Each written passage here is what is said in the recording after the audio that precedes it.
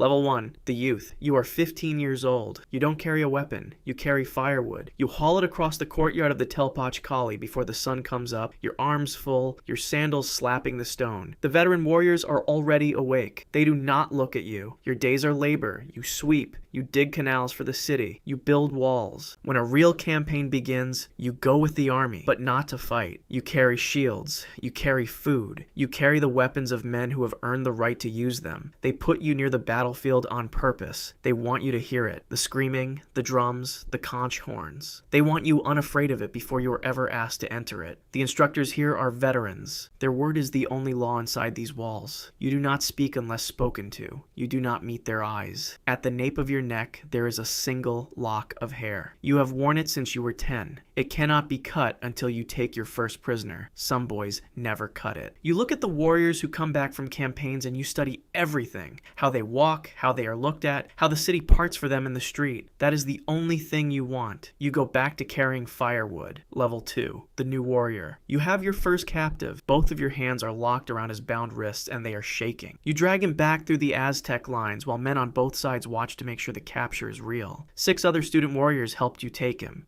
The elders confirm it counts. Barely. They give you a plain obsidian edge club and a shield. 2 new capes. A bright red loincloth. A warrior priest cuts the lock from the nape of your neck in a short ceremony. The hair falls. You feel lighter and heavier at once. The man you dragged across the field will go to the stone. You attend the ceremony. You watch what happens. This is required. The system requires that you understand what you are part of before you go back to the battlefield and do it again. Every warrior above you has done this more than once. Most of them have done it many more times than you. That gap is visible in every piece of clothing they wear, in every weapon they carry, in the way they don't move for you in a corridor when you pass. You have one capture, a shared one. It barely counts. You need a solo next time. Next time you go alone. Level 3, the Proven Warrior. 2 captives, maybe 3.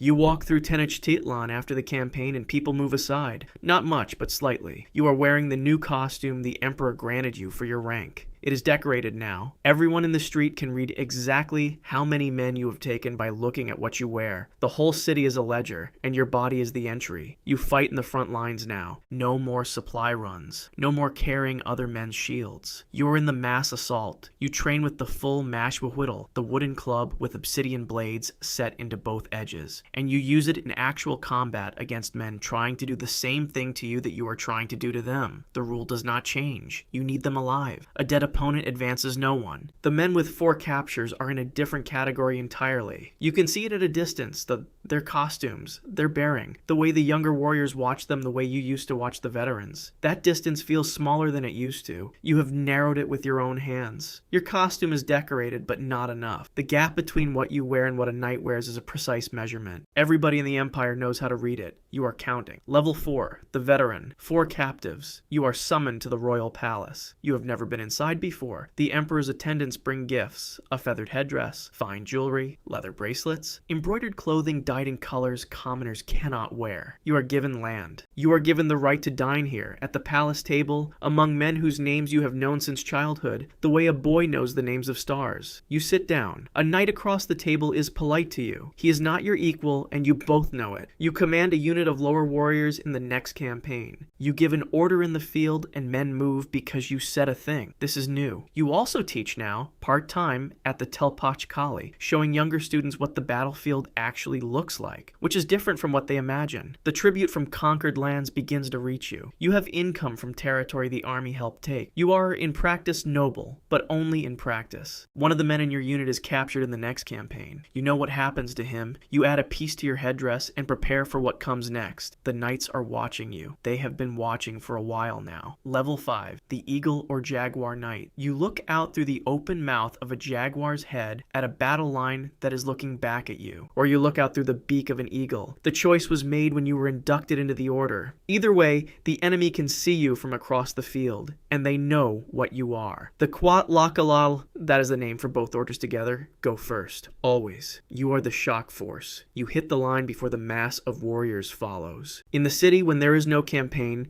you guard the temples and escort the merchant caravans through hostile territory. At the great ceremonies, you participate in the gladiatorial rites at the sacred stone, fighting bound captives as an act of offering, not combat. You drink pulque openly now. You dine at the palace regularly. You wear sandals in the emperor's halls. You have land, concubines, the legal protection of your order. If someone moves against you without sanction, they move against the entire institution. A boy in the Telpot Kali doorway watches you walk through the street in full regalia. He has an uncut lock at the nape of his neck. You were him once. You don't wave. The costume is not a disguise, it is what you actually are now. But the empire that elevated you runs on war, which means it runs on you, which means you are always available. There's no returning to the farm. The system needs you permanent, present, and ready. That is the price of the eagle. That is the price of the Jaguar. Level 6, the Shorn One. They shaved your head. All of it, except one long braid on the left side. They dyed the braid red. You wear yellow. You stand at the center of the battle line, not the flank, because the center is where the line breaks if it is going to break, and you are here to make sure it does not break. 20 documented acts of bravery. That is the threshold. Not captives, deeds. They are recorded, confirmed, witnessed. Men who reach this rank have usually spent 20 years in the system. The Kwacheque are the highest warrior order in the empire, higher than the knights. When you enter a room, even the eagle warriors acknowledge it. You have also taken a vow. You do not retreat. If the battle turns, other warriors fall back and regroup.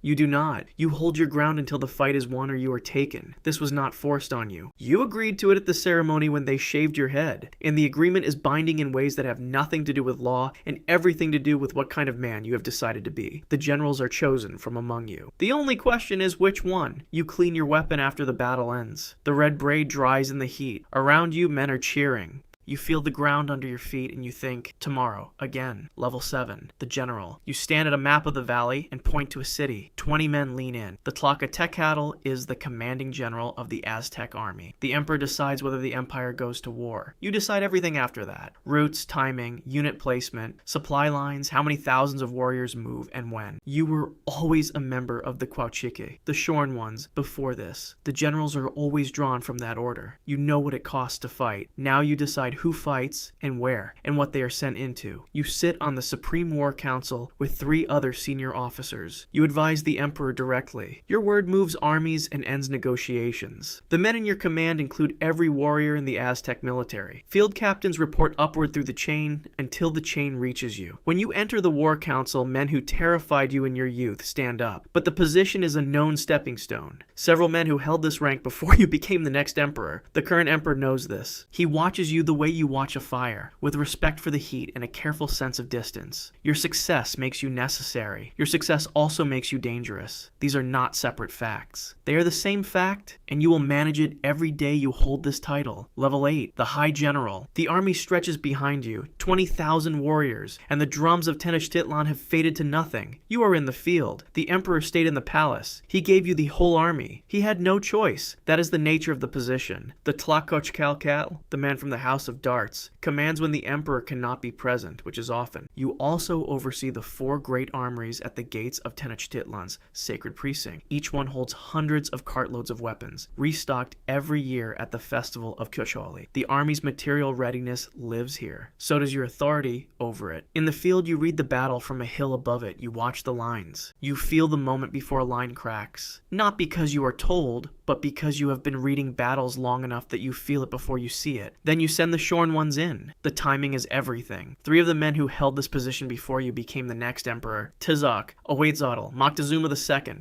The emperor sitting in the palace right now held this rank before his predecessor died. He knows what it means to stand where you stand. So he watches you with the specific attention of a man who recognizes something in you that he recognizes from a mirror. You march the army home. The city lines the causeways. They cheer. You do not look up at the palace window. You know he is there. Level 9. The Speaker King. 20 men are on their knees. Their foreheads are near the ground. They do not look up. This is not ceremony. This is the ordinary fact of your presence. You are the Huey Tlatoani, the great speaker, Lord of Men. The turquoise diadem sits on your head. It is the only one. You do not touch the tribute directly. It comes to you through intermediaries, counted and reported. Cloth, jade, gold, feathers, warriors for the sacred rites. From more than 300 cities across the empire. empire. All of them paying because of what you represent. You do not eat in public. You eat behind a screen. Your daily life has been removed from ordinary human witness by layers of ceremony so thick that you have not had an unobserved conversation in years. You decide when the empire goes to war. One word, 20,000 men move. You bleed for the gods regularly. Your own blood, pierced from your tongue, from your ears, offered at the ceremonies that keep the sun in motion. This is not symbolic inside Tenochtitlan. This is the mechanism. You are the man who feeds the sky. If you stop, the cosmology stops with you. That is not power. That is a sentence. And there is the war you invented that never ends. The Flowery War, the Xochitlcoatl, fought not to conquer but to produce captives for the stone, because the stone must be fed, because the sun must rise, because the empire requires it. You created a permanent war because the alternative was cosmic collapse. There's no ending it. There's no one to make peace with. It is a machine you built, and it will run until something from outside stops it. You turn away from the window. Somewhere below, a boy of 15 is carrying firewood across a dark courtyard, looking up at the temple fire. He has a lock of uncut hair at the nape of his neck. He does not know your name yet. He will learn it. And when he finally stands before you, he will remove his sandals and drop his eyes to the floor. He will not look up. This is what you built. This is what built you. The sun will rise tomorrow. It always does. So far.